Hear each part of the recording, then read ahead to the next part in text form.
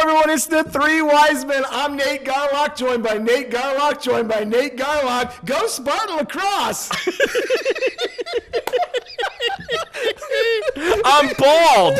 I'm bald and beautiful. That's it. This is officially the last show of the season. We're done. Where's my green shirt? Where's my green plaid shirt? People are always wondering if shows know when they jump the shark. This is it.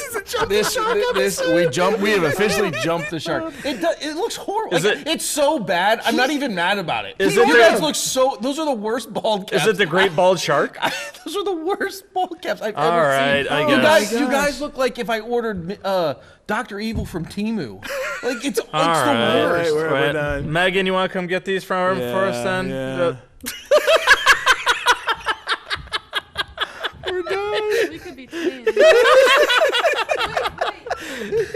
Everybody wants to look like Nate. Look at the camera. Oh my God. We're not twins. Yeah. We're not twins. All right, Megan, here we go. Nate doesn't think it looks good. Oh my gosh. Does my hair still look good, Megan? Oh, perfect. I mean, the crowd's still out there? Yeah. Maybe next year we just shave it. I was like, can we get on with the show? Yeah. On with the show. This is bald. Hit the lights. No more rehearsing. Okay. All right. Let's do this, guys. Guys, it's the last show of the season. Oh, man. Thank goodness. No. I cannot continue to take this type of torture. Episode 36, Nate. Episode 36. I want to tell missed a you guys this. I've missed a couple, too. Miles has missed a ton. ton. Yeah. One. Oh, you went on a date or something, right? Two. Yeah. I missed two. Yeah.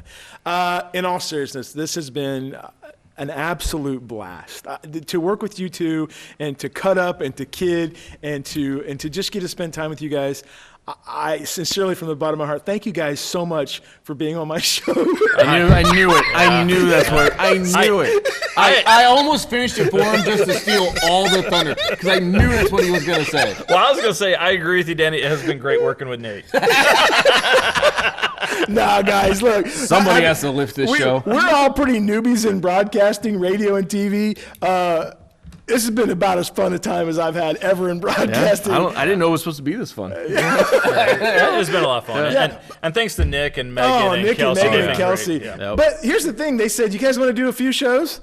Wow. We went from August to May. Yeah. And but I'm excited about season 2 next. well, the money's been incredible. Oh. It's just been they're backing the truck up, throwing it at me. Yeah. It's Three Wise Men money. It's crazy. Who knew That's how it'll be referred to in the business from now on. Three Wise Men money. Three Wise Men money. When they pulled that truck up of frankincense and myrrh, I was like, Hey, you guys like muffins? Because that's what you get. They were good though. They were fantastic. Guys, let's talk about the Diamond Dave Bowen. Best thing we saw all week. Nate, let's start with you for the last broadcast of the season. All right, couple of things. One, listen, I gotta, we talked yesterday, or we're coming off of Mother's Day weekend. Yesterday on Mother's Day, last night, went over to Fort Wayne, saw a comedian, Nate Bargatze. Oh yeah. Me and my wife had a chance to go and watch Fantastic. that was a lot of fun. So just something non-sports related here as we're heading into summer, but we get to kind of get back to some normal life type stuff, and that was one of the things that was fun. But back to the sports, I don't know how we missed this, fellas. Coldwater senior Izzy Zahn, and it wasn't this week, but the race wasn't, but I saw the results this week. She was at the Wayne Invitational on May 2nd, and she already holds the state record in the 200 meters. She set the state record in the 400 meters as well. She ran 54:34 to win that event, set a new state record. She's going off to Iowa. She's going to continue her collegiate or her running career there collegiately. She is a fantastic runner. That is a blazing speed. And to run that now, you guys know we've been around sports and track long enough. She's running a 54 in the first weekend of May. Wait till the first weekend of June. We missed her. She was supposed to run against New Bremen at the Invitational. She was at the Wayne. Yeah, she was at the Wayne. Yeah. And Nate, you've coached enough track. I think she's going to be a multi-athlete at Iowa. I think she's that good. I think when you're running those types of times in the 2 and the 4, which are very different races. Right, they are. And you're setting the state records in those. You obviously have that ability. She'll do great things over in Iowa. So it'll be fun to kind of track. Talk to too. She's a great person. Yeah, so it'll be fun to track her and watch her. So congratulations to her. I saw that record. I thought that was fantastic. And finally, with it being the last show of the year. I can't get out of here without giving a little love to somebody who has caught a ton of heat this year, all the way it's not back into September. It's not necessary. I gotta give my kid Michael Garlock a little bit of love here, okay? He has caught so much flack. A lot of strays from Miles, who likes to bully children. Bully children. He's like that guy on Chitty Chitty Bang Bang that drove the cart around that captured all the kids. Everybody knows that reference. Yeah. So I gotta give him some love here. Yeah. He's caught a lot of strays. We've called him slow. We made him race. We've drug him through the mud. We haven't done any of that. Danny One guy in blue. I called him nothing. But he's been a baseball player his whole life. As most people know, if you've been watching the show, he's going to go play football collegiately at Mount St. Joe. Right. So he forgoed baseball this year to get into track, to get himself into shape. So when he hit summer workouts, he would be a little bit ahead of the game. So he's been doing track. First year he's been doing track, not running, hundreds or 200s. The kid came out. He picked up hurdles. He's been running the 300 hurdles. He's worked his way up. He wasn't even on the invitational roster. Now he's running times that put him. He's number one for the 300 hurdles for those guys. He's currently seated 7th at WBLs. Going to be running those later this week. So he's doing a great. He's doing really good on the track. It's been a lot of fun to watch him do that. Speed's been coming. He's a lot faster than he was back in the fall. So we've given him a lot. We've given him a lot of static for his speed. But as the final show of the year, I'm proud to report he is much faster than when he came in here and proudly stated he ran a 4.9. Yes. At least he learned not to tell people that, right? It was amazing when we ran the slow-footed 40 how he needed to have the 4.75 and it stopped right at 4.74. Listen, that was sometimes Leo was an incredible timer. Yeah, listen, sometimes destiny just finds us. My best things I saw all week, Mother's Day. I mean, what a special day it is for moms around the world. I think Major League Baseball does a great job of promoting how important moms are for that special day. The PCL Championship, Danny and I were there at Ottoville. Shout out to our good buddy Jim Brown over there, did a great job on the PA. But talk about running a track meet so efficiently. Unbelievable. We were out of there, 8:26 it ended. It was so fast. They did a great job with the hurdles. And then going over to Millie's afterwards, and our good friend Tony Quach. How'd you even get out of Millie's with Danny? It was tough. It was tough. There was a lot of people wanting to, pictures and autographs. But not as many as Tony Quach. That guy was a celebrity in Ottoville, man. People wanted to get pictures with him. It was amazing. And then Defiance Baseball, we talk about them every week, right? Still undefeated. All they did last week was knock off undefeated Perrysburg, knock off Jonathan Elder, a tremendous program. And then what are they doing this week? Well, they're going to Fifth Third Field in Toledo, and they're going to play another top-tier program, St. John's. Defiance Baseball, they don't back away from anybody. Yeah, they're amazing. Again, I'm going to piggyback on that. Ottoville did a great job. And big shout out to Paige Turnwald, who we became friends with. Yeah, Paige is awesome. It was funny. Paige was giving us all the results in the booth, and she comes up to us and she goes, just so you know, my dad watches the Three Wise Men all the time. I don't, but he does. So he has more demographic. We're like, yeah, we got your dad. Yeah, so we appreciate her. She did a fantastic job. But best thing I saw, Lex Schneider over at Wapakoneta, the freshman.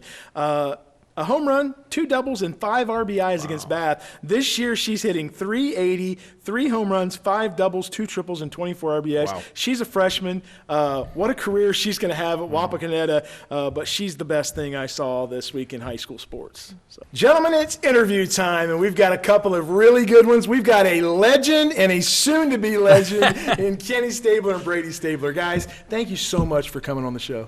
Thanks for having us. Yeah, absolutely. Let's just start off. I want to know how this whole thing started with you. I remember the first time I ever met you, and you don't remember it, I'm sure. I was at Crestview High School, and it was probably 5 or 6 years ago. It's when they used to feed us, before COVID and everything. And you were sitting in a back room, and I just kept thinking, that's Kenny Stabler over there. I can't believe this. That's Kenny Stabler. But I walked up and said hi to you, and you were gracious and said hi, so I appreciate that. It's a great story, Danny.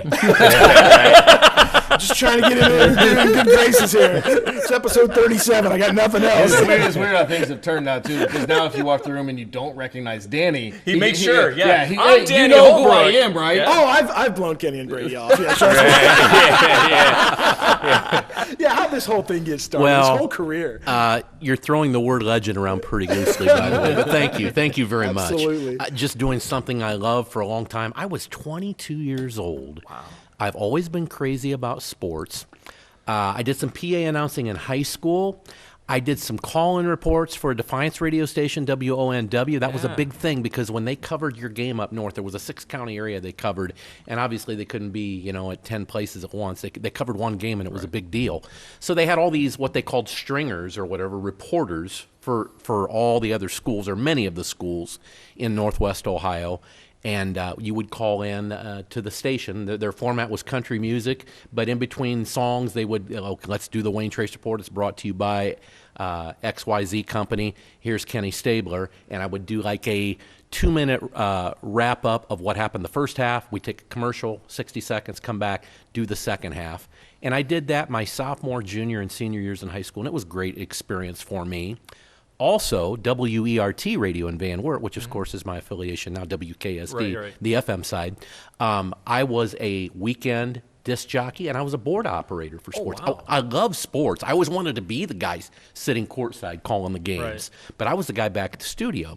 Well, when I was 22 years old, after going to Bowling Green, they approached me about coming. This was November of 1990. I mean, we were into basketball, or December. It was the 89-90 basketball season, and they cut the guy that was doing the games. It was a younger guy.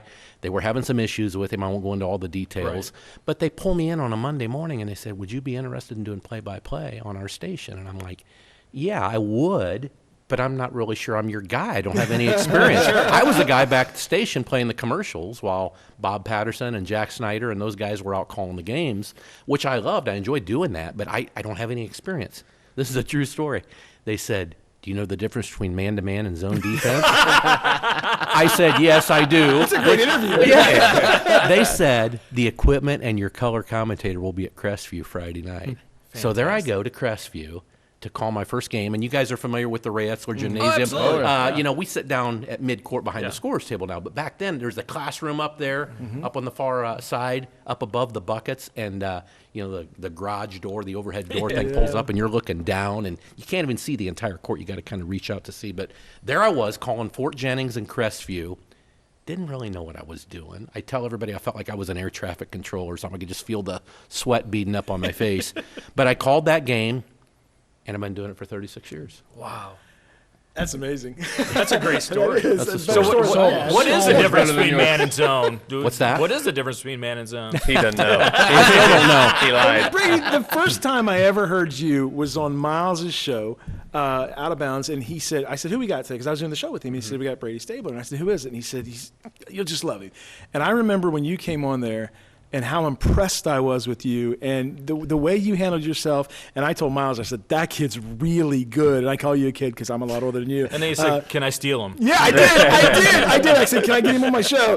And so we've talked a lot. But congratulations on everything you're doing, man. Yeah, thank you. Thank you. It's been a lot of fun. Yeah. How did it all start for you? I mean, other than working with Dad. Well, I mean, I don't know any better. So all I've ever known is going to the games, So, I mean, I've been around it really when I was like 5 years old was when I started like having like an interest in sports, and like my family tells stories like, disclaimer, you guys already know this, but I wasn't wired right as a kid. Like I'm still not. Like my family tells stories about me like writing down, like copying, having a printed off like Ohio State football roster and like writing it down. And they're like, "Are you like punishing this kid?" And it's like, no, that's what he does for fun. So. We talk about that stuff all the time. We're all the same way, crying after games and having keeping score and stats. We're talking and about all this that. Past year. Yeah, I do that. I still do that to this day. Yeah. But yeah, so I just always went to games with Dad. It was my thing. I'd go to school, and then if he had a Thursday night game, Friday night game, Saturday, I just got in the van and went with Dad to whatever game he was doing.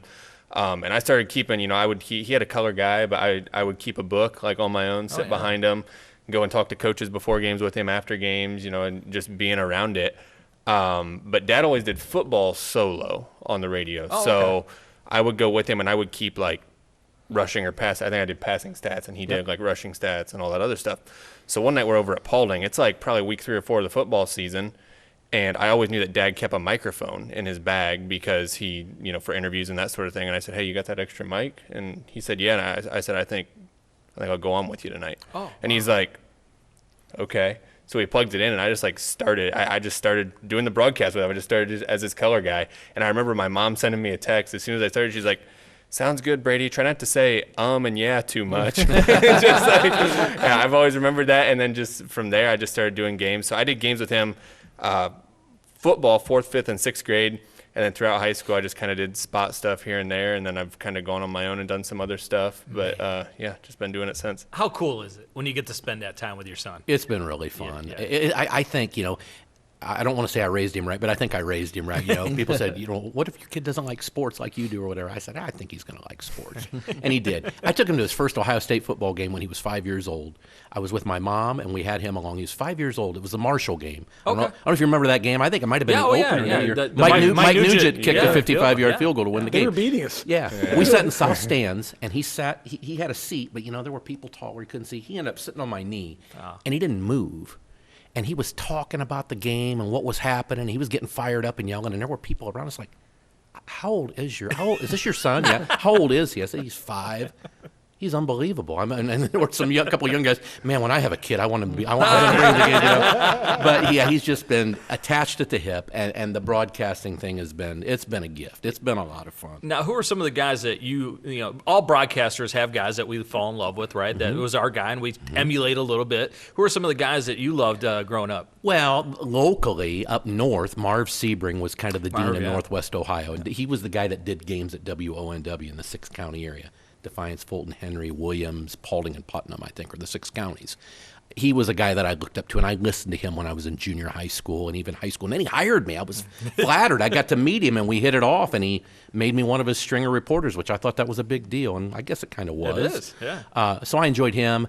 Dave Kleck up at WNDH, and Larry Christie, the late Larry Christie up at WMTR and Archbold. Those guys were good. And, of course, down here in Mac Country, you had Big Ralph Winery, WKKI, St. Mary's Salina, Rick Miller over at WDOH in Delphus, Mike Mullen here in Lima at WIMA. All those guys.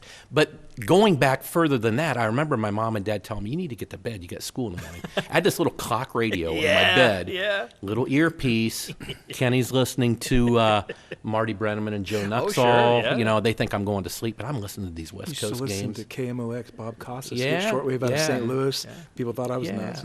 Ernie Harwell and Paul Carey, WJR, the Tiger games. Yeah. I listened to those guys, and I love that. I was always a big MLB guy, and that's how it kind of started for me. I was really into Major League Baseball when I was a kid.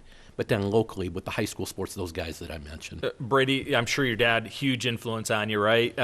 Tough not to steal some of his stuff because you're so used to hearing him all the time. And who are some of the guys that you looked up to other than your dad? Yeah, well, I mean, when you have radio announcer, not only on the radio or sitting next to him, but then you have him in the kitchen and in the living room, that's kind of tough. Yeah. But just going around with him, and going to all these games and meeting guys, and then there'd be guys that we would listen to, on the drive home. Well, who's over here? So, like he mentioned, Dave Kleck, Andy Briggle, Aaron Matthews, and all those guys. It's kind of been cool because those guys have all been mentors for me as well. And then, the other one I would say is Paul Keels, the voice of God. Obviously, obviously listen to him a ton. So. Well, I was a big Mike Mullen and John Barton when they used to do Lima Senior games as a kid. I would listen to them all the time, and they were fantastic. But it's funny when you say those names; it takes you back to moments, doesn't it?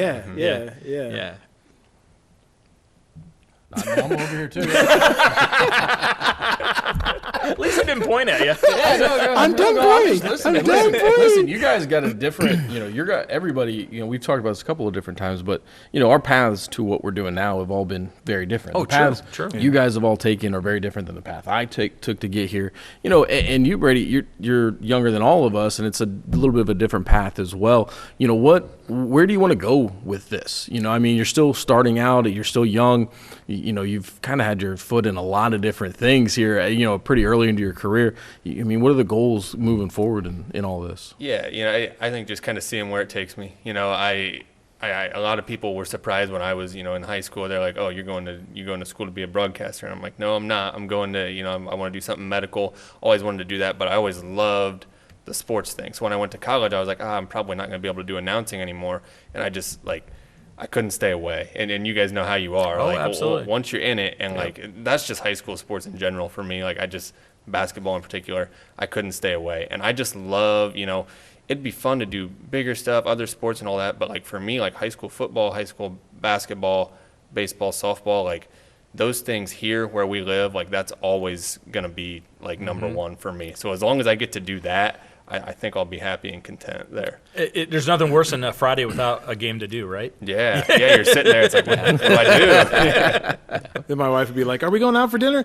Oh, I was going to listen to the game. I was going to listen to Miles and Nate. They got the game, the cool game. But Kenny, can I ask you what? And I know you've done hundreds and thousands of games, but do you have a list of your all-time favorite calls or memories? And I know it's probably not fair, but I can think of some of my favorite ones, and they keep reminding me of the silly ones I've done. They're gonna count it. They're gonna count it. Yeah. But do you have those memories that you can look back and go, "That was the game"? Yeah, Danny, there's been so many great ones. I've been so blessed that we've covered so many great teams, in our coverage area that we have at WKSD, Lincoln View, Crestview State Championships. Wayne Trace, my alma mater, the second year I was broadcasting, they won the Division III State Championship, and I got to do that.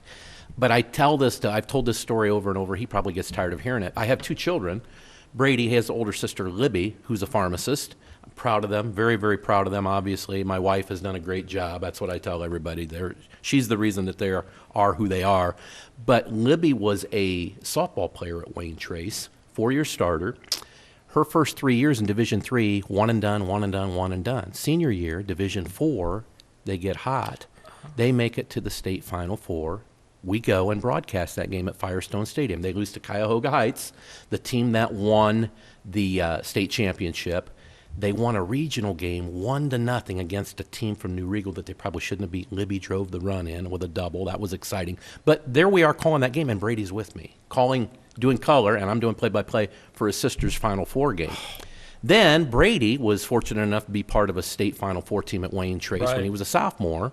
They get there and they play Harvest Prep, but he for him to be a part of that, and for me being down there covering, we did 30 straight years of doing all 12 games on our radio station for the state tournament. And when you cover so many other people's kids for so long, to have your own there. I got two kids, they both been to the Final Four, and I was there calling those games. Those are right there. Obviously the LeBron James games, the O.J. Mayo games. Yeah. Wayne Trace had a football team. We haven't had nearly as much success in football as we have basketball. Basketball has been king, but Wayne Trace played Kirtland in the state finals at Fawcett Stadium, Tom Benson Hall of Fame Stadium, I think they call it now. That was surreal for me to go in that booth, and my wife was with me that day in the booth. It was special for us. I think about all the great broadcasters, the legendary broadcasters that have called games from there, and I got to do that. But, anytime you go to St. John Arena or the Schottenstein Center or UD Arena, the Stroh Center, up at UT, at University of Toledo Savage, those are great venues and great memories. But to answer your question, I'm sorry for the long No, answer. that's great. I'm sitting here watching you, and that voice is coming out, and I'm like, this is so cool for me. This is Well, there's just been so many. I mean, to narrow it down is just impossible. It's tough. Yeah. But ones that are personal for me with my kids, those are right up there for sure. What's the oddest sports you've been asked to broadcast? I don't know if there's been anything odd. Nobody's asked me to do water skiing championships. I've done parade. I've done several parades. Or golf. Yeah. Really all I've done is football, boys and girls basketball. We've had volleyball, of course. And then when we have a team, usually when they get to the regional level or further, we do baseball and softball. So nothing odd, no horseshoe pitching championships or anything like that. So, yet. Brady, what about you? Do you like football, basketball? What's your favorite sport to call? And again, let me ask you, you've probably never been asked to do odd sports. And I don't mean odd in a bad way. I remember I did the WBL wrestling championships a couple years ago, and it was a good experience for me because it did force me to learn to do a few things that I didn't think I could do. Right, yeah. as far as most odd, I got asked to do wrestling this past year, and I actually turned it down because I was like, I don't know enough about wrestling to do it. So it's same with me. You know, I've just done basically the same sports he has. You know, baseball, softball, volleyball. It's funny you should say wrestling, because when I had to do that wrestling tournament, it's a funny story.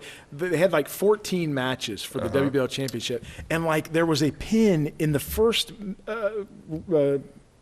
Period. Of basically, he did. Yeah, he did a really good job. every one of them.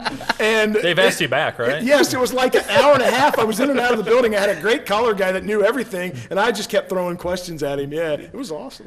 Listen, I've been in the same boat. I got asked. I think you got asked after I did for that WBL, because I turned it down because there are certain. Wow, you're second. Well, they called me and said, "There's no one else left. You have to." Listen, there's certain audiences that you just can't fake it with, right? Like if you know some general terms and you're decent at talking, you can get yourself through certain things if you're in a pinch and you have to. There are certain sports you can't do that in. If you're watching high school wrestling, on TV, you're watching that back. You clearly are very invested. You're not getting anything by those wrestling fans, and I was like, "There's not a chance I'm going to go there and try to fake my way through that broadcast." I'm not. You guys will get so many letters. I'll never be back on WO. It'll never happen. With music, and he was looking at the crowd. Like, oh, this is a different kind of wrestling. Yeah. No chair shots. No. No offer friendship. Kick the groin. No, I get it. I get it. You could have just started the match and then wait to say pin. The action speaks for itself. Guys, all broadcasters, we either listen to someone and say, or we say, oh, I really like this guy, right? Pet peeves that you guys have in broadcasting? We all have it. Like, I can't stand when a guy goes crazy and loses his mind at the end. Who does that? I get invested in games. I've been reprimanded. I'll be honest. I'm just teasing. Anybody who peeks a microphone really gets under my skin. Do you guys have any pet peeves? Do you guys want a job next year? Because I would love to do a show with you two. Professionals. Do you want to go first? Yeah, I've got one, and I've always said this to me, and maybe I'm taking it a little too far. This is Sports Broadcasting 101. On the radio, I have a face for radio, of course, as everyone knows. You are painting a picture. Yeah. It's not a screen where there's the ESPN logo in the top with the clock and the score and all that. Time and score. Oh, right. Time and score. Who's playing? I can't tell you how many times I get in the car, turn on a game. Who's playing? How much time's left? What's the score? And I've been complimented that I do that a lot, and maybe I do it a little bit too much to a fault, but clock if there's one involved, score, and how much time's left. I try to do that over and over because I know people don't tune in from the beginning to the end. I mean, we constantly pick up listeners, and people have to go do something or run somewhere, and people get into a car. That's what I say. Like when I get into a car to listen to a ball game, I'm not there from the beginning to the end, but I want to know who's playing, what the score is, because I can't see it. Yeah, it makes sense. I like that one. Yep. Yeah, that's a big. I think he's kind of instilled that in me too. I kind of have developed the same pet peeve. But another one that I've kind of noticed here more recently is like with my dad.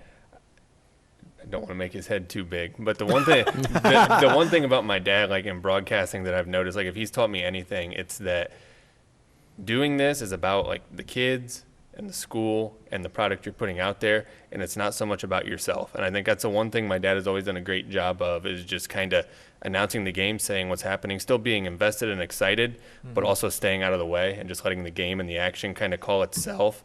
And I think there's at times when it's easy for me to pick up on when guys are trying to make it kind of about them, trying to hit you with catchphrase after catchphrase, or, making big moments and kind of taking over. Yeah. And it's like, man, if you just let the game play out and let the game call itself, then, if a guy's overdoing it, it can kind of take away from the moment at times. Shot at you, Danny. Not at all. Wow, did you see how he's looking right at you when he said it? Caught up in the game. I find look. I have to improve every day. Every game I do, I get caught up in a game and I become fanboy. I try. Yeah, but it's easy to do. But that's real but emotion. I'm glad I got professionals here that can guide me along the way.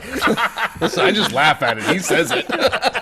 No, you gotta have the emotion, like that. That's real emotion. You gotta have that too. Do you guys have any embarrassing moments, Kenny, over the years? What's the most embarrassing? Something you may have said, or like mispronounce like a word, like right before you go on, like like a big one, like montage. Well, one that comes to mind from the early years. Montage.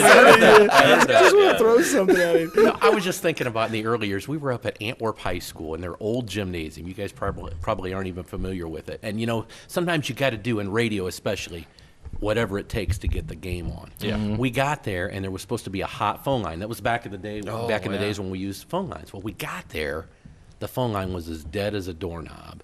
And the regular board that we used to broadcast on was kind of malfunctioning too. My color guy was like MacGyver at that time. He found there was a swimming pool. They had an indoor swimming pool, and in the little lot or a little hallway there was a payphone, an old pay telephone. Wow. He probably would have got arrested if there had been a policeman there. He's unscrewing and taking apart this pay telephone and splicing our wires into the payphone. He did it. So, and we got a dial tone. We were hot. We were good to go. Then our board wasn't acting quite right. We had a backup board, and they didn't really have a good spot for us to broadcast. We had a wooden school desk in about the second row of the bleachers, and I had this old board, backup board, that we never used unless it was an emergency, and this was an emergency. It looked like a radio out of a World War II airplane. This thing was big and bulky. It had a rotary dial phone, and we didn't have two microphones. So I turned this receiver upside down, covering my hand, and calling a game on a phone, an upside-down phone. That's great. And passing it back and forth to my color guy who did the MacGyver work. And there's people in the gym. It's packed. They're like, They're what are looking those at guys what? doing? What are they doing? They're talking under an upside-down phone. What are they doing? Kenny, But we got it all. We got the game on. What's your thoughts on now that a lot of high schools have audiovisual clubs who are broadcasting games, a lot of internet guys are doing games, and I don't know, there's something romantic, and don't laugh at me, there's something romantic about the radio, and doing games on that. And I don't think they're taking anything away from us, but I don't know, it's just I like the radio guys. Of course, I've got a soft spot for radio because that's where I'm at. But there are a lot of opportunities for young people that want to get into broadcasting now with all the streaming options out there. And when it first came out, I was one of those guys that was skeptical. I'm like, is this really going to catch on? Are people going to, not everybody has a laptop or everybody has a cell phone on them, a smartphone. Everybody's got a cell phone with them now. And I think more people probably listen to music and radio programming on their phones than they do the Bose Wave radio or whatever you've got, the Sony or whatever you've got. I know a lot of people don't have a radio in their house anymore. I mean, their radio is in their pocket with their camera, their tape recorder, and all their contacts. Mine sits on the VCR. Okay. That's most people nowadays. I'm trying to catch up. I see you don't have a flip phone. So good for you. Yeah. Stepped up from the jitterbug. One of my favorite things are the relationships that you build during this, right? There's so many good people that are part of this. Like, I love seeing other broadcasters talking to you, seeing what game you had earlier in the week. We all share notes. But the relationships that you develop with coaches, some of the coaches that you guys have good relationships over the years that you kind of built with? Don't leave anybody out. Yeah, I'm trying not to. There's been so many of them. Right. That's the best part of this job. I tell everybody, those relationships you make with officials, with school officials, with coaches, with the players' parents and grandparents. When you've been doing it a long time, I'm into, I don't want to say how many generations, 2 at least. I'm probably knocking on the door of 3rd generation somewhere, but that's the best part. And to answer your question on the coaching thing, man, we've had so many great ones. Al Welch at Wayne Trace, Ray Etzler at Crestview, Bob Segerson, Paul Wayne up at Holgate, Kirk Lehman at Defiance, Kevin Holmeyer at Continental, one of my all-time favorites, Dave Freilich when he was at Van Wert. And that reminds me, I didn't get it when you asked me about the other broadcasters. We've got a guy right there at our radio station that does all the Van Wert games and has been doing them longer than me, Scott Allen. Okay. He's the voice of the Cougars, and over the years I've had opportunities to do games with him. So he's another guy that I look up to and respect a lot in this business. But Dick Kortokrax at Kaleida. I mean, I could go on and on and on. Bob Arnzen at St. John's. I've just been so lucky, you guys. It's been crazy. Brady, what about you? Some of the coaches that you've had some good relationships with. Well, the cool part for me is that a lot of coaches knew me growing up. Yeah, right. And then I played against them, and then now I'm back in it. And so I've gotten to know guys on a lot of different levels. But the guys at Crestview, Jeremy Best and all of his assistants, and Brett Hammonds at Lincoln View and Kevin Holmeyer at Continental, he mentioned, and then obviously, I do a lot of games in Paulding County, so the local coaches there, Sean Brewer, was at Paulding. You know, I played against him. Doug Billman, I played against Doug's him the at best, Antwerp. isn't he? Yeah, Doug's great. Awesome. You know, and then obviously, you know, I played for Coach Linder and for Coach Welch at Wayne Trace. So, I mean, the list goes on and on. Mark Triplett's another guy, you know, that I get to catch up with a couple times a year, and he's such a good guy. So, I mean, the list goes on and on, but that hands down is the coolest thing, you know, is just the people you meet. Yeah, so for me, the big question, we all have our own whys, right? But why, right? For you guys, what's the why? Why get into this business? Why high school sports? What is it that drives you guys to start this career and then to stay in it? And because what a lot of people don't realize, it's not as easy as just showing up and talking. There's a lot of stuff that goes into these things. It takes a lot of time away for you guys. It's been nice because you know, family, you guys get to do it together. But there's a lot of things outside of just, you know, watching sports and seeing some good games from time to time. What is it that keeps you guys going in this business? The love of the game, the youth, the kids, you know, that gets you fired up, that gets your juices flowing. My full-time job, I work for a company in Fort Wayne as an outside sales rep, and I travel Northwest Ohio, this area, Lima and north, you know, the northwest portion of Ohio here. And many of my customers are coaches, officials. They have kids that play. They have grandkids that play. They have neighbor kids that play. And a lot of times, before we get down to business, they want to rehash last Friday night or last Saturday night's game. Yeah. You know, it's opened some doors up for me. But it's been just a great thing for me. But also, his mother, my wife, we've been together a long, long time. She's been with me throughout the whole thing. You talk about supportive. She's never complained once. We're coming up on 33 years of marriage, and she's never complained about it. She's given me up a lot of Friday and Saturday nights. Oh, she's probably happy. I was going to say, that's a break for her. You're taking No Brady, right? It's a party at home. You take him every Friday and Saturday night. She doesn't play, and you haven't figured this out yet. I didn't want to be the guy to break the news to you, but she's enjoying her life. Can't you take hope Libby so. too? We've never told him. I hope so, because she's enabled me to do something I love for a long time, and she knows what it means to me. And one of these days, I'm going to have to hang it up and start doing some things that she likes to do. But now she's been great. That's awesome. Guys, I have some rapid fire questions for you, okay? We're all Buckeye fans here, huge Buckeye fans, all right? So, first question for you. If you had to pick one Ohio State coach to definitely lose to Michigan, who would you pick? John Cooper or Ryan Day? Come on, man. He never lets it go. He never lets it rest. Yeah. Cooper. Cooper? I'd say Coop, even though I like Coop. He's a great guy. But, Yeah. John Coop. Yeah, we Ryan Day's been through so much. A couple weeks ago, we had Tim May on. You know, much different world with the college football playoff with John Cooper, right? If they had it back then, John Cooper's held in a different regard, probably a national title or two, right? Yeah. Good answers on that one. All right. How big of a party is it on New Year's Eve in downtown Haviland? Depends on where you're at. It's like the corn cob drop from the You're going to be at the right place. All right, yeah. One of my favorite things about Wayne Trace, the little dribbler guy, right? What do they call that kid? That dribbles with the Raider guy. The little Raider Raider guy. man. Okay, all right. Little Raider man. If they allowed adults to do it, would you guys want to do it? I'd probably pass. Really? I don't know about him. Yeah, I'd pass for Would sure. you really? Get the cool hat though. It's the it's a three-corner hat. Yeah, it is. Yeah. All right. What's the better nickname, Dr. Buckeye or Baby Snake? Dr. Buckeye. The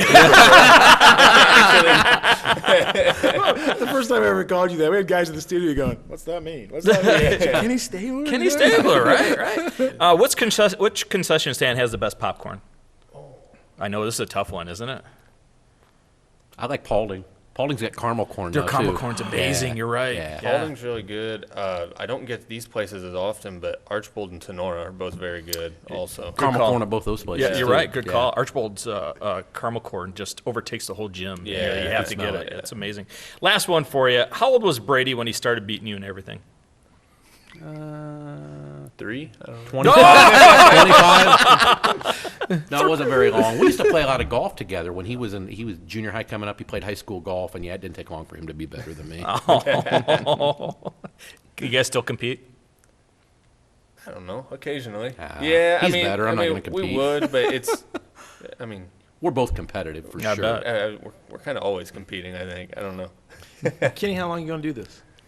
I don't know. A lot of people ask me that, Danny. I still enjoy it. I still feel good about it. When I have to start thinking about, I really don't want to go tonight, or this game's not going to be any good. I start stringing nights like that together. I think that'll be time for me, when you lose the passion. And I haven't lost the passion yet. Well, you haven't been teamed up with Danny yet, so I mean, It's coming. Yeah. I'll run you right out of the gym. Well, guys, we're going to talk some high school basketball and some college basketball. You want to stick around, hang out with us, and talk about that stuff? Let's do it. The big news this week, guys, is Sean Foster has come out on social media, and he is moving on, going to a prep school next year. Guys, what's your thoughts about kids moving on from high schools to prep schools? you want to start? Yeah, I mean, for me, and I've been talking about this with a lot of people for a lot of big portion of this year. And my personal opinion is, with the landscape of college basketball changing the way that it's changing, not just NIL. I think NIL started some of this. But to me, the big catalyst for all of these changes was when they expanded your years of eligibility. And now, if you're a college coach who is relying on your livelihood, your job, everything is relying on these players that you're bringing in, why would you take a chance on unproven high school kids when you can go to a JUCO, find guys who have been there, have played at a different level, have proven that they can live away from home, right? They can handle a college course load, all of these things. They're a little bit more mature, and you're going to get them. They still have 4 years of eligibility. Yeah. They're a little bit more of a proven fact. So if you're a high school kid and you're one of those top tier guys, you're a 5-star, you're being heavily recruited, I think that we're going to start seeing this more and more and more, because I think it's in their best interest. You go to these prep schools or these boarding schools, now you're living away from home, right? You're showing that you can handle a national schedule and handle a big atmosphere. Prep for college. Exactly. And you're showing college coaches, hey, see, I can also do this. I'm ready to take that step. You're going to put yourself in a bigger light. Short of these high school guys who could potentially go high school to NBA right now, and since that's not a thing, they got to go to college, I think that you're going to start seeing a lot of these other guys like Sean Foster, who is a highly recruited guy. Depending on what publication you look at, he's the #1 recruit in Ohio, top 40 in the nation. For him, for the next 2 years, the best thing he can do is go and show that, hey, I can go play a national schedule. I can go and live this kind of college lifestyle, prove himself, and that way he'll get those high-level college programs maybe a little bit more interested. He already has D1 offers. They're going to continue to come in, but I think this gives him a better chance to as a little bit of a catalyst going into college. Selfishly, I don't like it because we're not going to get to see him locally, right? We were going to watch him the next 2 years just flourish and be amazing. We're not going to get to see that now. I'm selfish about that. But, look, this has been going on in music and in tennis forever, right? Young kids get an opportunity. Nobody cried out when there was a 14-year-old playing in the U.S. Open, right? Nobody complained about, a savant being a great violin player at age 10. Nobody cares about that. So, I mean, if it's an opportunity, you're talented enough and you have that door, might as well walk through it. Yeah, and I don't think we know all the circumstances, obviously. I'm not going to judge the young man or his family. It's the decision they're making. Absolutely. And I support that 100%. Here's what I'll say, though. This isn't like he's going from an Upper Side of Valley or a Ridgemont or a Waynesville Goshen to a prep school. I fully believe he's going to get the same offers at Lima Senior that he would if he went to a prep school. And again, I don't have any issues with him going to prep school. It's a high-profile school, too, also. But we've also seen the Greg Simpsons and the Travis Waltons and the Xavier Simpsons. They're going Division I. They're going to playing at the biggest and best schools in the nation.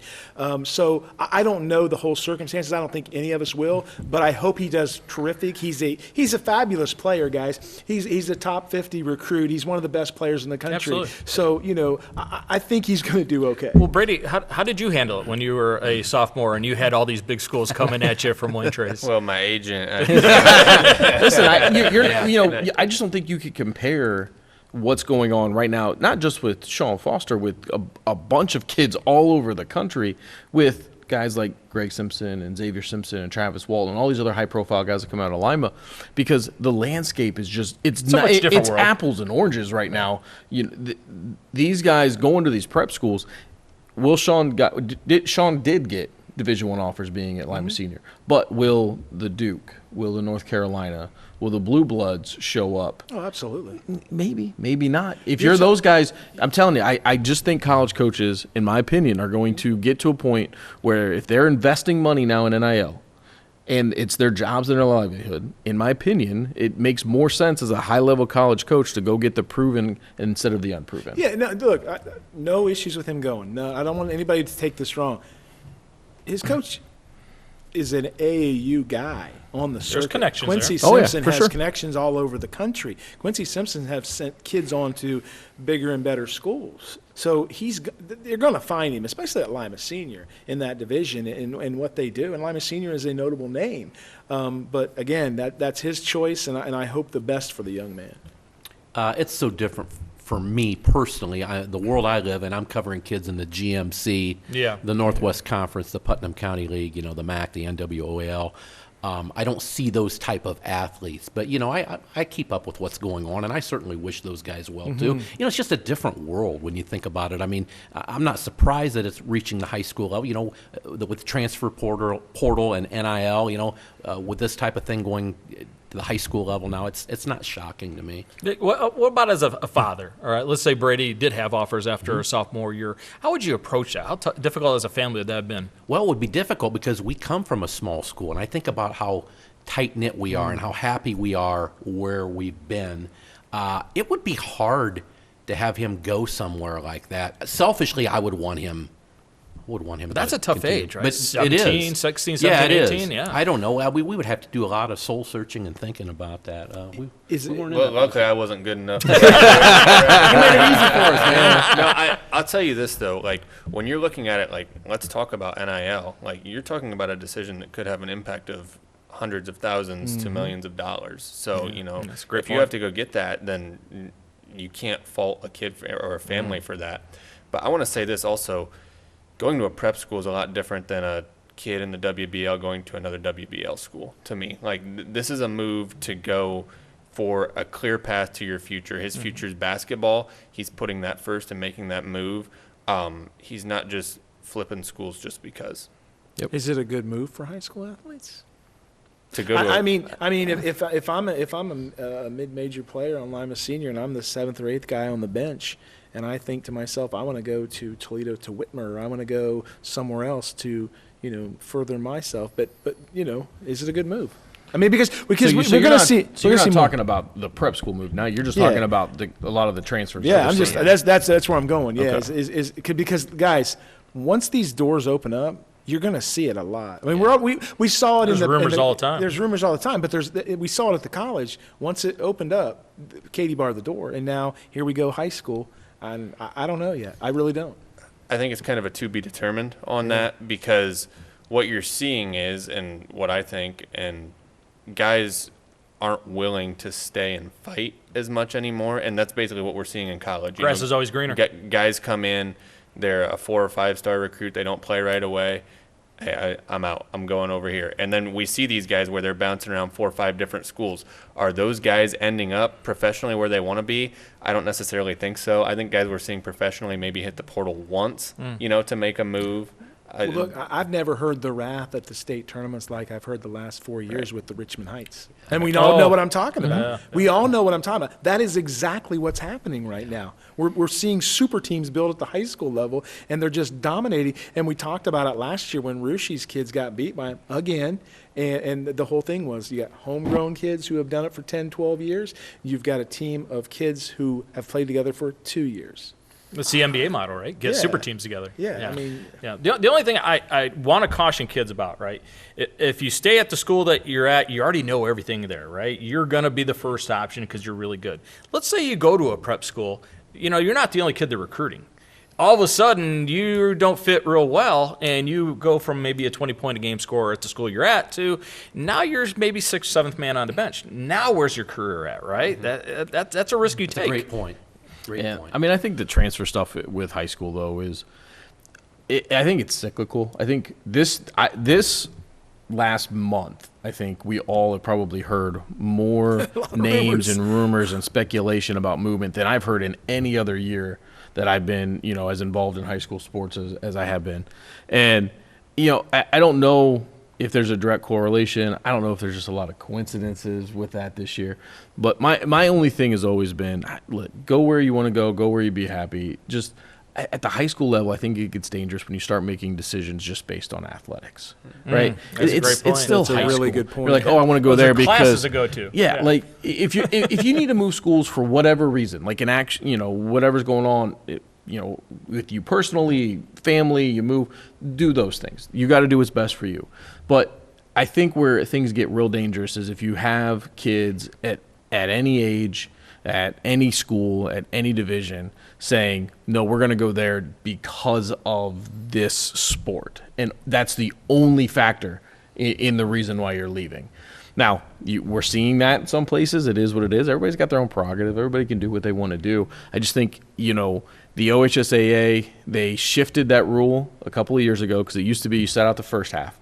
They didn't really see that deterring a lot of people, right? Because well, that's fine. As long as we got who we need for the tournament run. Then they shifted it. Now it's the second half in any postseason. I feel like that has slowed some things down. Now when you see a lot of transfers, you're not seeing the juniors and seniors doing it because they don't want to lose that postseason year. You're seeing it in freshmen and sophomore who are doing it. Well, maybe this will help me my junior and senior year instead. Yeah, do you remember that first come out and everybody was getting a mailing address in that district? You didn't live there, but that's the mailing address you had, and that's where the kids. That's where they said they got off the bus at, and we all. Yeah. So I hope that it doesn't become the norm where we just see kids moving for athletics and athletic only. I don't at the high school level.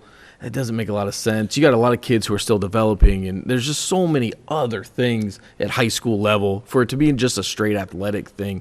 I just think can be dangerous. Well, and I think that the real challenge now lies in these organizations like the OHSAA, and I even say the NCAA.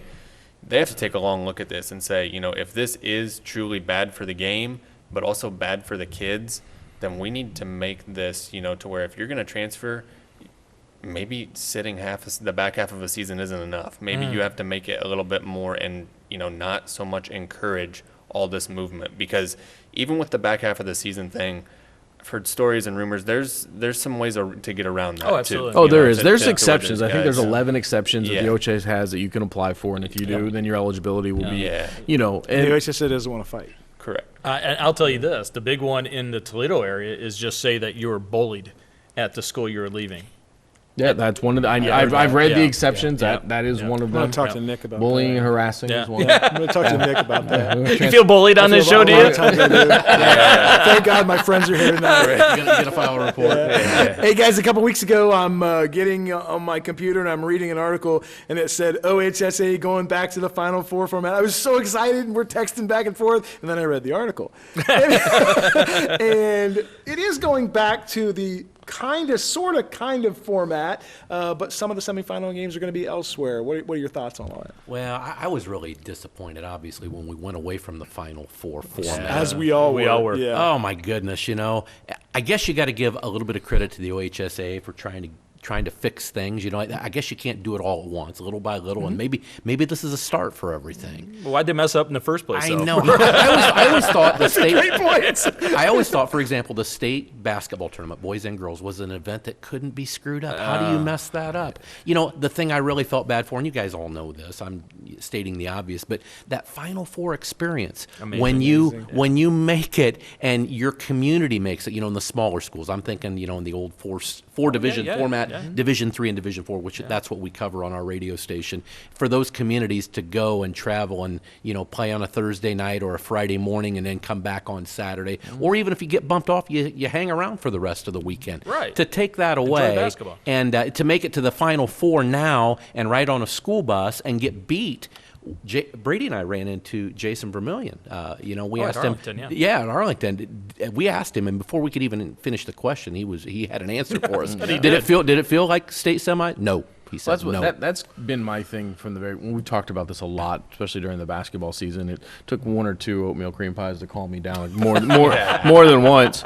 But it's just I don't understand how the OHSAA they made something so great less than. And that was unfathomable to think of, and somehow that didn't seem like they didn't think that was what was going to happen. I love this move. Now with 7 divisions, you can't have it all at this. Time doesn't work Just like play that. 24 hours. 21 games. Yeah, time just doesn't work that way. They're going to have to spread it out. But I do think that the attempt, because they said they're going to have some semis at UD too, so they're going to hold as many games as possible at UD. They're going to have to farm a couple out, but at least it's still all right there. Right, you can go back to making it of a weekend. You can go back of keeping the teams there, and it's an event again, in my opinion. And I think that I don't think you're ever going to fully fix it at this point when we're 7 divisions because, again, time just doesn't work that way. Unless you start state semis on a Tuesday. I'm good with that. And go through. I'll go to every game. Yeah. You're going to have to, if you're trying to condense this into a 4-day thing, it's going to have to be farmed out a little bit. But at least it didn't take 2 or 3 years. At least they didn't dig their heels in. Oh, the that's a good point. OHSAA, Yeah, didn't try to after say, no, we're right, which we've seen them do sometimes when everybody else is like, no, this is wrong. They were like, okay, we've heard everybody. We're willing to make a concession here. Let's go back. You got to give them credit for that because they're not known for always, being the most workable or change their minds. I think what fixes it, you go 8 or 9 or maybe even 10 divisions. What do you guys think?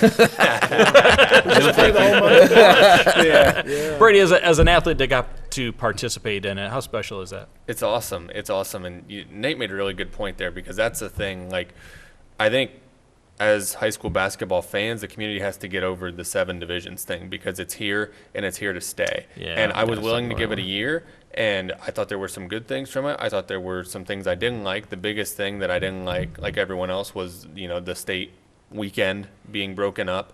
You can't do it all at one venue, or you wouldn't. If you extend it out another day, then what you're going to have is teams going back and forth, not staying the night. So again, it's not going to be the same experience for the kids. So that's the biggest thing.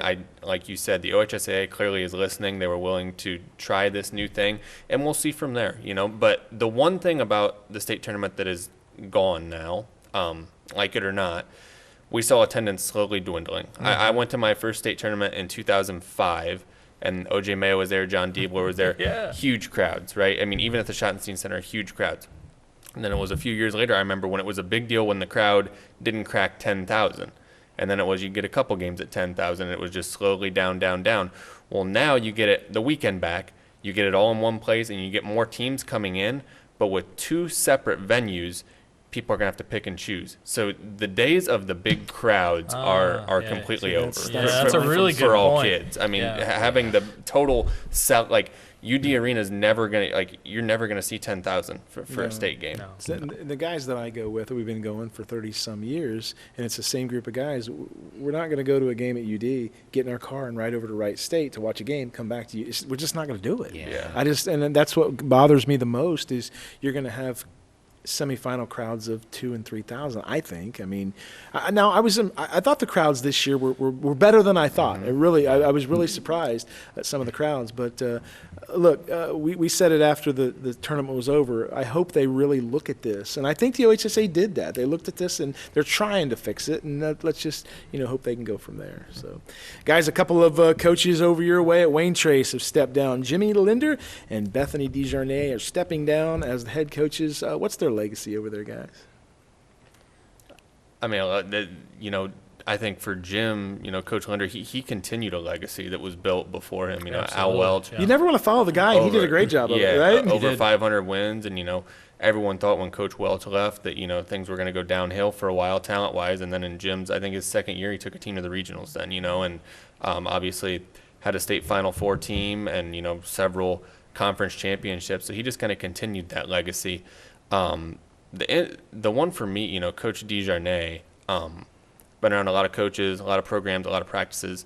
I thought she did as good a job as anyone I've seen on the girls' side in particular. She's just was fantastic. Loved the way she ran her program. Thought she got the most out of kids. Did a lot of team bonding stuff that I thought was really good. I mean, she worked.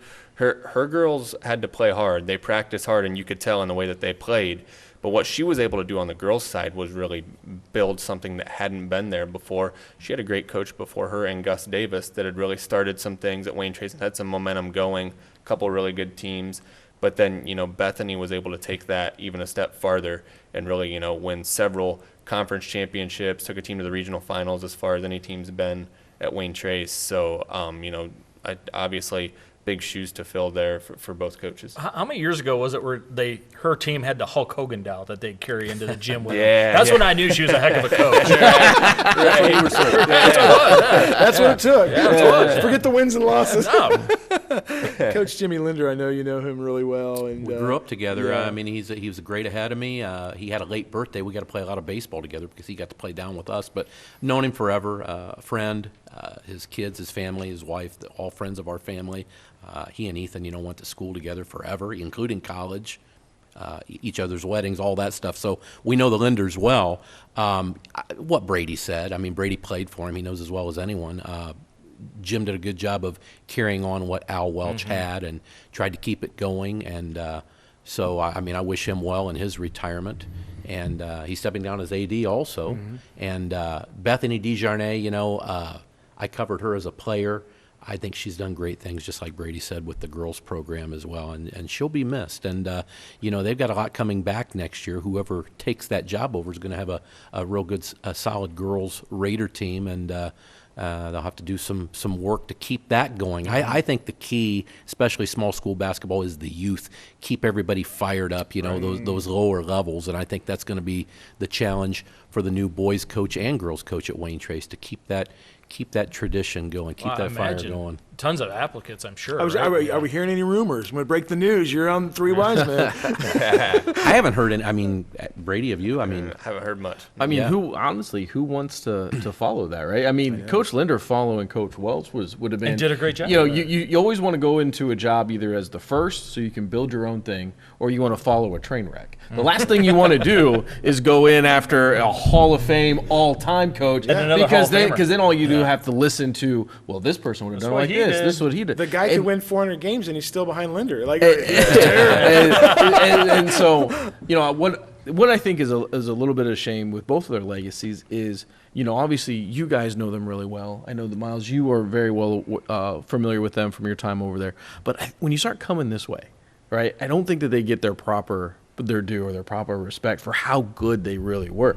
Honestly, until the announcement was made, I didn't realize how good Bethany was at what she did and how many games she had won and what she had built over there. 200 games in 11 years, 12 years. Yeah. And, she took over for somebody who had set the record for the most wins in the program over there. So when you start reading the things that they're saying, I thought Coach Linder, when I read an article, they interviewed him, and, for him, I think what spoke to me more about what I think really showed you what he was as a coach was, he said he was a rehire. He was it wasn't going to be AD anymore, so he wasn't going to be building every day. And he couldn't not be in the building every day and also be the coach that he wanted to be. He just said, you just know when your time, and that felt like it was time.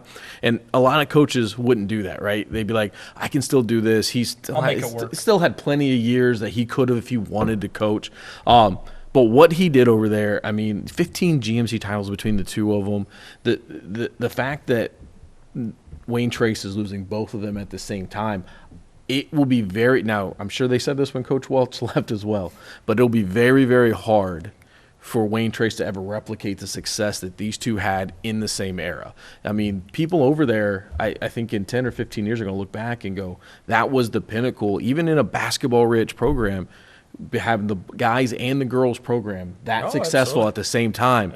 That was some of our best teams. Even, they had a lot of success early, obviously, but it's very rare that you get programs for long stretches as successful as Wayne Trace had when those two were at the helm of those teams. Hey, imagine being the new AD having to hire both those guys. Yeah. Can you imagine that? Wow. I'll tell you the other thing, about Wayne Trace in particular, talking about these coaches that Wayne Trace has had, Gus Davis and Bethany on the girls' side, and Coach Linder and Coach Welch on the boys' side, they both did it for so long. All four of those names, they did it for an extended period of time. Right. That itself in high school sports is becoming a thing. Rare. Absolutely. You're not having that anymore. No. And so I think that's the biggest challenge. You want your program to have long-term success like that, like Wayne Trace has had. Having a coach that is willing to stay that long. Miles and I were talking about that tonight after our broadcast on the radio. I said, Miles, it doesn't matter how good a coach you are. You could win 400, 500, 600 games, and there's still people in the There's still district that people don't don't like like it. you. Yeah, and I never yeah. understood that. You'll see coaches putting multiple kids at the next level, It's a helping lightning kids rod. with academics, being a good family member, building homes in the community, and there'll be still a segment that don't like you. And I never have understood that. Yeah, I mean, it's just it's a different time than what it was. We could go down a real rabbit hole and say, there aren't going to be guys like Bob Arns and Dick Right. Quartercracks, Al Welch, Well, they Bob won't let Segerson you. anymore. I Yeah. mean, and why is Tough to that? navigate Why that, is that? isn't it? I think we could throw a few things out on the table Oh, and we say sure why. could. Well, I mean, Yeah. coach burnout's also It's not easy. a thing, and back then, I'm not saying coaches aren't respected now, because they are, but there's a different level of scrutiny, and at a certain point, you're just like, you know what, these aren't battles I can fight anymore. I'm tired. I got my own kids. I'm raising other kids, and I think the other part too is that I don't want it to get glossed over with these guys. What makes I think what they did special and Wayne Trace special is you're also talking about two coaches that they didn't come from somewhere. They didn't go and find these. They went to Wayne Trace. They stayed at Wayne Trace. They Homegrown. built. Hey, It means more. and absolutely. Guys, let's talk a little Buckeye basketball. The Buckeyes just landed a transfer from Baylor, Josh Ojiawunda. I think I got it right, didn't I, Matt? Yeah, you did, actually. Yeah, nice and, job. they also had assistant coach Brian Walsh. What do you guys think of the offseason for Jake Diebler and the Buckeyes? I think it's been solid. Here's where I'm at with Ohio State basketball, okay? That's why I love this kid. Because we've seen this for a few years in a row. Last year, Ohio State gets 2 5-star transfer portal players, and then you go out and don't make the tournament again. So how can these guys fit? How can Coach Diebler make them work? How can the locker room come together? And, I mean, can you make it over the hump and get in the NCAA tournament? That's what it's going to be this year for Coach Diebler. If he wants to have another year, I think he has to make it to the NCAA tournament. Yeah, I still think it boils down to Devin Royal. I think it boils down to big the three. guys, the big three on the team. Bruce Thornton. I think it still boils down to those guys, right? Yeah, it's a prove-it year for Coach Diebler, no doubt. I'm really anxious to see how this young man from Baylor, how he fits in. Definitely need a post presence for sure. Well, you watch him, and he's impressive when you watch him on film. Now, I noticed he only had 7 and 7, but when you watch him, he's very athletic. He's a lob guy that can dunk. He's got a nice little baby hook. But can he TikTok dance, Danny? That's the big thing, Well, right? We got Gabe Cups now. So Right. He Is he does a gonna- lot of TikTok Is he going to dancing. TikTok with Gabe? That's what I'm Listen, worried here's about. the issue that I'm having with it is this is third or fourth straight year where I feel like this is the conversation we're having around this program, which is, well, if this guy does this, Yeah. if this guy does this, if you're this exactly guy, right. we're spending way too much time hoping that these guys will do certain things, and it has to all fall into place for this program to take that next step. But what next? We're not a mid-major. We're not, a small-time D1. It's Ohio State. There shouldn't be, okay, we have to take this next step. I mean, God love Jake Diebler. And I know we're going to talk about it next. I like the fact that he sat down, talked to a camera, and talked to the fan base. I like that. However, like it at all. I did. But he's like, we need to take a big step.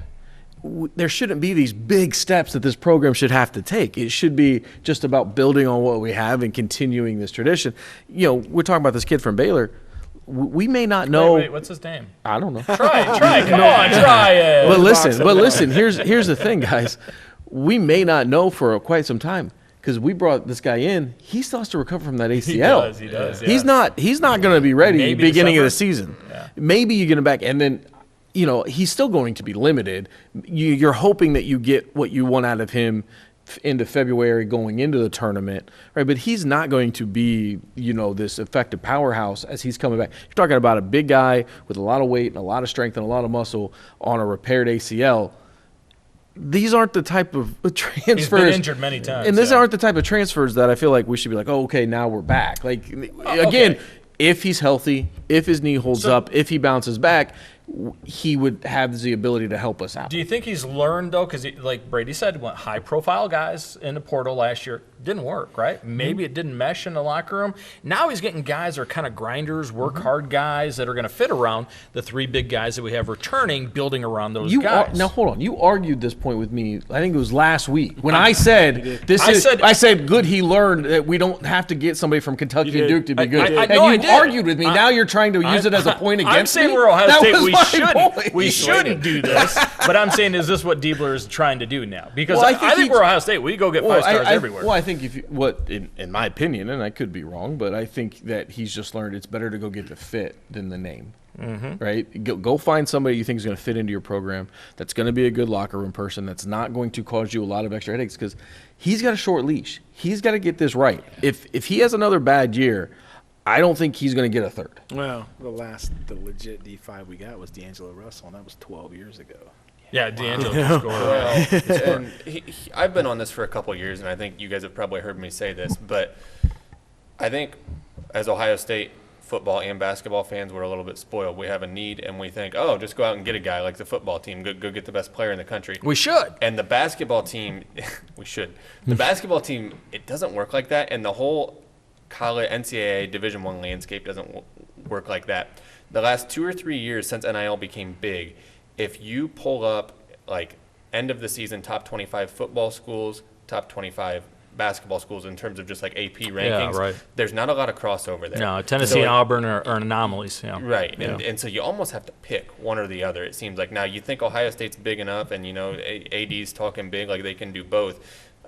Time will tell here, but it's got to happen fast. I want to go back to the point we talked about when Jake Diebler came out and addressed the public. The straight to the X thing, I just felt like it reeked of desperation. I did not see that. Did you see that? I did.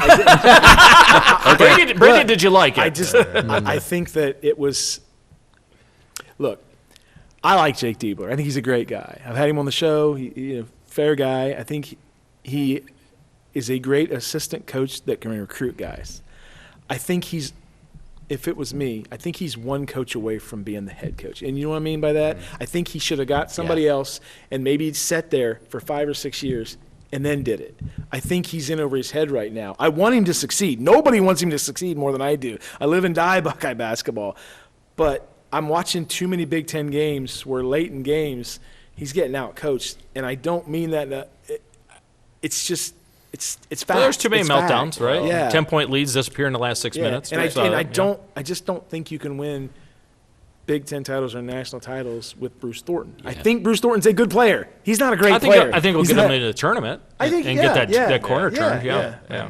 I mean, maybe that's a ceiling. Maybe that's where the basketball team needs to be. It needs to be the next step, doesn't it? Yeah. So, but I have a friend that says all the time that Ohio State is not the job for first-time head coaches. He wasn't a Ryan Day guy, and he wasn't a Jake Diebler guy.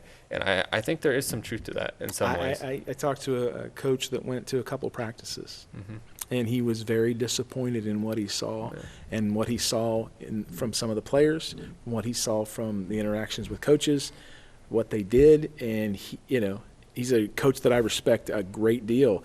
And he just said it's not going to work. Now I hope it's wrong. I want him to succeed, but you didn't like it too well, did you? The social media. Depends. I mean, I like the idea that he wanted to get a message to the fans. I don't like the fact that he didn't trust to go to the media to have a press conference to do that. Right? Does he not trust the media? Why do you have to go straight on X and it's kind of.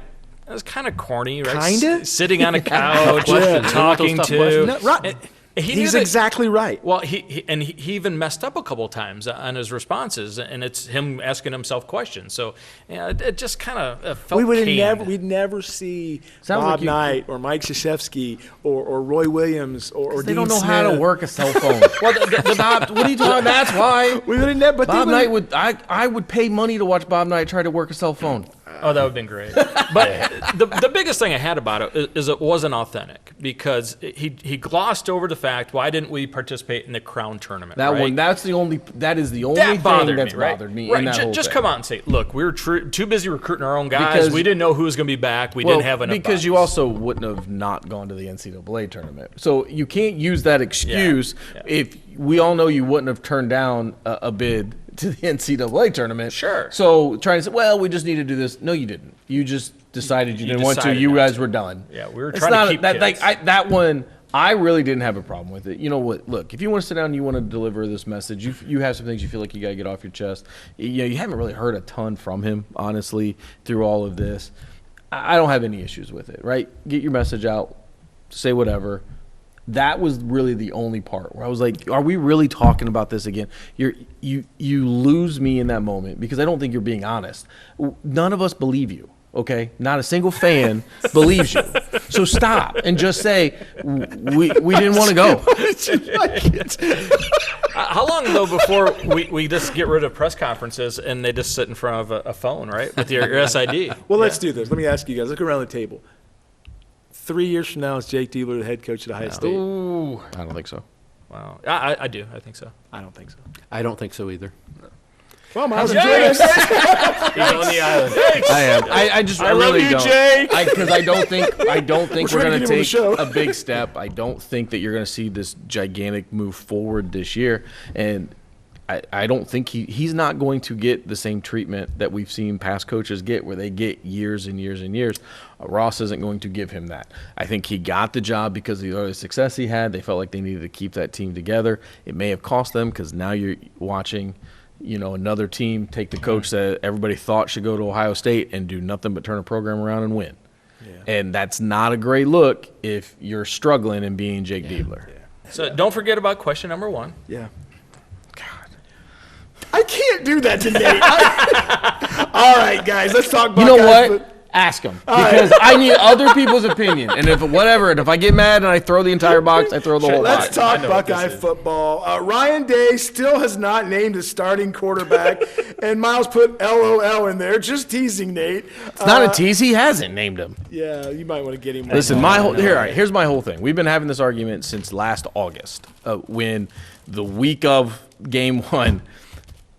We still hadn't named a quarterback. Low blood sugar. You had went and you had got in the portal and you had brought in, Will Howard from Kansas State. You had watched Kyle McCord leave. Will Howard was the starting quarterback. Just name him the starting quarterback. Let's have the number 1. You don't need all of this cloak and dagger, like acting like you don't actually know, and it's an open competition. These guys you got to do that so you keep your quarterbacks, people, and they don't transfer. You do. Blah, blah, blah. That's the name of the but game. it doesn't I don't matter. remember sounding like that. Nobody believed it. Even the quarterbacks in the room didn't think this is an open competition. Name the quarterback, have your starter, and move on. Yeah. Right now, he knows who his number 1 quarterback is. Name him. And let's go. Julian Sane. Why are we going to wait he wants to keep again Lincoln Keenholz in a season that David Claire as his backup? And in a season where you have to replace so much on the offense, as much continuity as you can have early, I think is vitally important. So stop all the gameplay, stop all this stupid stuff, and just name your starting quarterback. I got news for you. Ryan Day watches this show, and this is the only reason why he does not name a starter. So, last year when Miles and I said, let's do it our way, how'd that work out for you? Yeah. All right, we won a national championship. We got the natty. We kept all the quarterbacks That's in the room. literally the only argument they have. No, is, it's we not. won a natty with it. With the greatest team that money can. You need? That with the greatest team money can buy. We keep all the quarterbacks in the room. You guys agree. You have to keep first guys of all, don't tell them they hanging agree. on. They answered. No, they have to.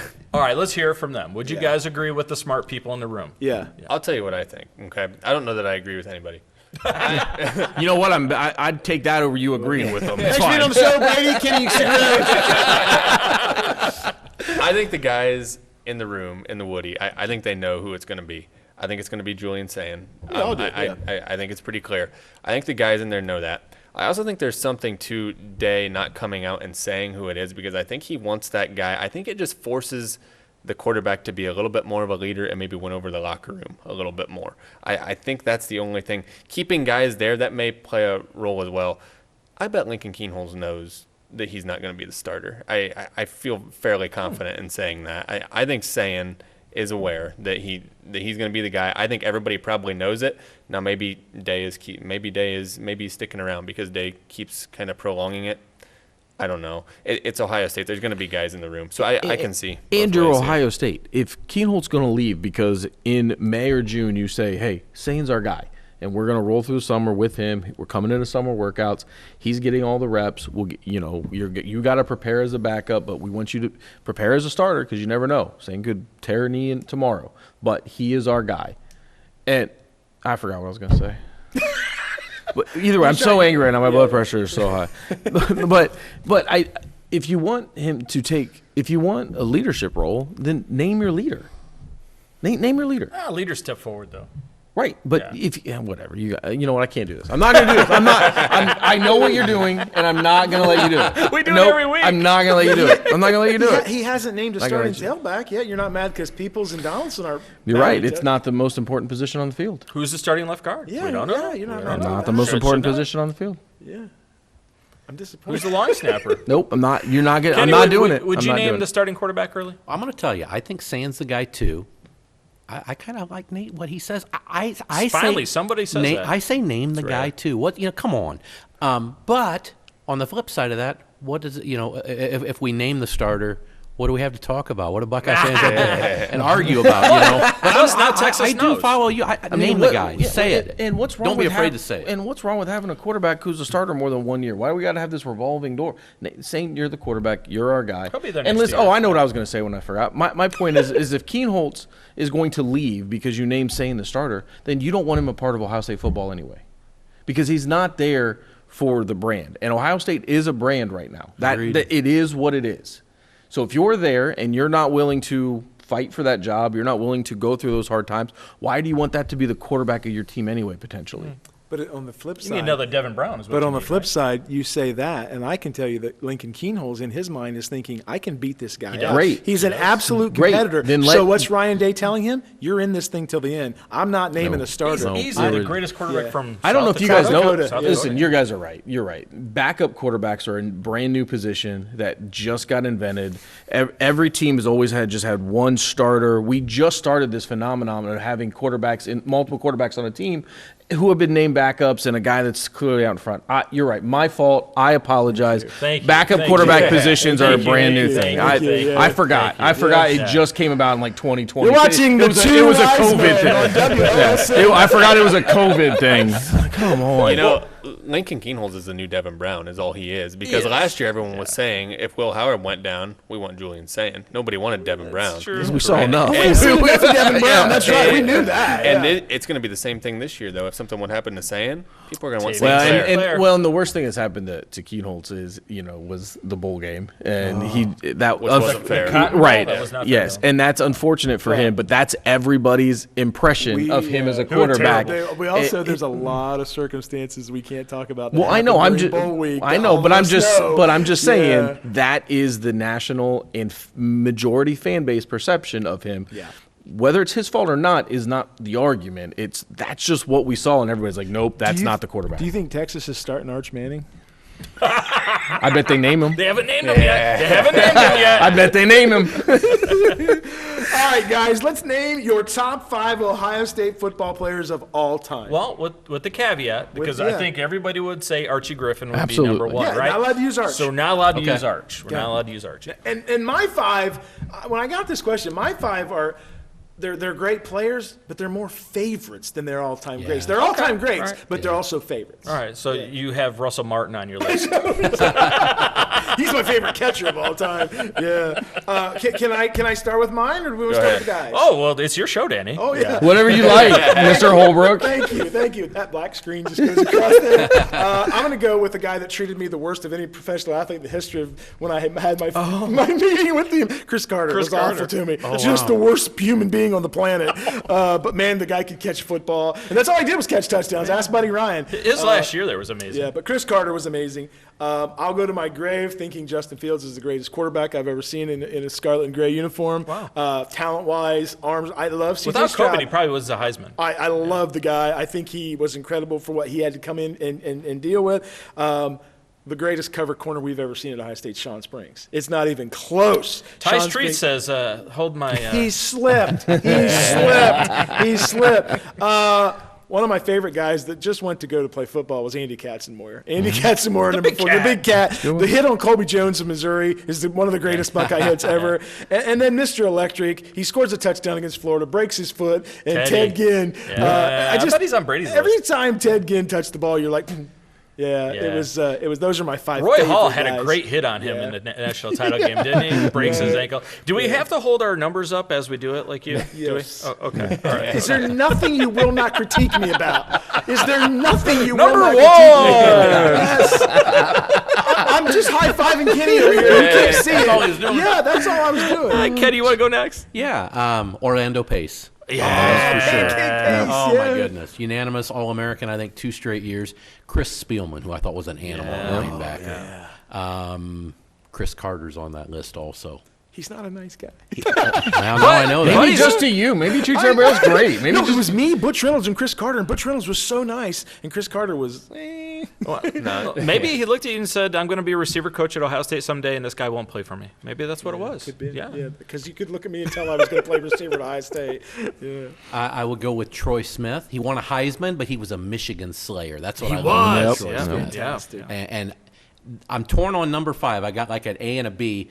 Ted Ginn, definitely. Anytime he touched the ball, he had a chance to take it the distance. I loved it. And a guy who was before my time, I never saw him. I don't remember him playing for the Buckeyes, but I remember him playing for the Oakland Raiders. How can you be named Kenny Stabler and not talk about the assassin Jack Tatum? Tatum, good call on that one. And I thought I was going to get away with nobody saying that one on my list. That was 6, so I would have to eliminate one of those guys. Jack Tatum was nasty. Yeah. Man, you imagine him with targeting and everything the way it is. I mean, Man. that guy. He started out as a running back at OSU and then went to safety, and he laid it on. Single-handedly beat Purdue when they were number 1 in the nation. Yeah, it was unbelievable that day. So yeah, it's always hard when you get a question like this because like, is it my favorite? Is it Miles did the is it the questions, greatest? so, Yeah. So I went with the greatest or best. Okay, so number 1 I think is Orlando Pace. I think if you look at Ohio State football as a whole, like he is the single greatest football player to play at Ohio State. Just dominant at his position. They say he's one of the best linemen ever in the NFL. A lot of guys for say the St. that. Louis Rams, So yeah. so I would say Pace number 1. Number 2, I would say probably Eddie George. They say he was the best pure running back. So I had Eddie on there. Troy Smith is on mine also. Won the Heisman, but he also I feel like he was on that turn, a big part of that turn of Ohio State football where it went from, Tressel took over and then we were just beating Michigan and then Troy kind of took the program nationally, to competing nationally. Justin Zwick was the quarterback. Yeah, that they recruited that crazy. year, and Troy Smith came out of nowhere. Crazy. Yeah. And then I would say Chris Spielman also. I would put him on there at 4. I think he's top 2 or top 3 all time in tackles. Number 5, this is going to be premature, but I think looking at this in 10 years, it won't be that crazy. I'm going to say Caleb Downs because I was going to walk off the stage if you said Will Howard. I was prepared to leave. I'm going to say Caleb Downs. He, in my lifetime, is the best Ohio State defensive player I've seen since, in the last 20 years. I think he's the most talented guy on that side of the football. Were you old enough to remember Mike Doss? Yeah. Barely. I think He is. I'm just saying. Caleb's down big thing, and I think you're right. It's not because I think he's a great safety, but the way he impacts the run game, is just incredible. Doesn't miss tackles. You don't see that out of a secondary player very often. Yeah. I thought it was great when he returned the punt last year. Why are we not doing this every day? He's incredible. Were you there that day against Indiana? there, yeah. I think you said it was like the loudest you've ever seen Ohio Stadium at that moment. It was up there. Yeah, It was up there. I remember talking about that on the radio. It was wild. It was That's up there. pretty cool. Do you want to go or do you want me to? I'll go. You sure? Most of them have been hit on. Will Howard. It is absolutely not. Yeah. So I had Troy Smith Lincoln on mine as Keyholes. well. I think every time somebody says the name Troy Smith or I think of Troy Smith, the image that goes directly in my brain is the game against Michigan, his Heisman Trophy year, when he rolls out right around the 50. It's his Heisman moment, right? When he chucks it down for the touchdown against Michigan. It's a beautiful play. Orlando's when pace. he rolls left, comes out of the pocket, No, he rolls rolls. left. He rolls. Yeah, he rolls up. Yeah, that's Penn State. Or is it Penn State? I thought it was That's Penn Michigan. State. No. All right. He had Whatever. the Either one way, that- I he had see the one play. to Gonzo against Michigan. Orlando Pace, I agree with that. I think that'll be a pick for everybody. I had Jack Tatum on my list, and then I went back and forth on the final 2, and since they haven't been said, I'm going to go – I had Eddie George. I'm going to take him out, and I'm going to go Ezekiel Elliott. That's a good one. 85 yards. That 2014 season doesn't happen magical. without him, with him in the playoffs. Or 15 doesn't happen if we give him the ball. Against Michigan State, yeah. And then a name. It's a little bit of a wild wild card. But, you know, with how the NFL draft went and all this hype, Travis Hunter before Travis Hunter was cool. Chris Gamble. Chris Gamble. Chris Gamble. What a big piece of it. Yes. Never disappointed. You He don't needed a big play. He came through. And you don't hear his name enough, but I mean, he was a true two-way player. He was impactful on both sides of the football. I mean, he was Travis Hunter before there was a Travis Hunter. Nate, I got to go with Biggie Townsend when he was at Lima Senior on his official visit to Ohio State, and we got to meet Chris Gamble. That was so cool. Yeah. Wow, that's a great list, by the way. Not as good as mine, but it's still good. No, fair enough. Chris Spielman, he's still making tackles against Iowa in 1985. I mean, what do you have, 29 that day, still making more. Troy Smith, everybody talks about that game up in Ann Arbor, but don't forget the year before down in Columbus, we weren't that good of a football team, and he single-handedly just destroyed Michigan running the football that day. Orlando Pace, right? Why is his number not retired at Ohio Stadium? I know, right? Seriously, why is he not? It doesn't make sense. Yeah, he's unbelievable, the greatest offensive lineman ever. Keith Byers, what's wrong with you people? Why is Keith Byers not on your list, right? He dropped his shoe. Can't keep his shoe Yeah, on. That's right. Missed 2 games, should have won the Heisman. Donald Trump, please, executive order correcting the fact that he did not win the Heisman in '84. That's what we need, another executive Yes, order. we do. Yes. He was a monster. He was unbelievable. Really good. Doug Flutie throws one pass against Miami, and he wins the Heisman, and Keith Byers doesn't get it. Keith Byers was Gerald Phelan caught the amazing. ball, Yeah. And then guys that you forget about this guy, without him, Buckeye football isn't where it is today. Chick Harley.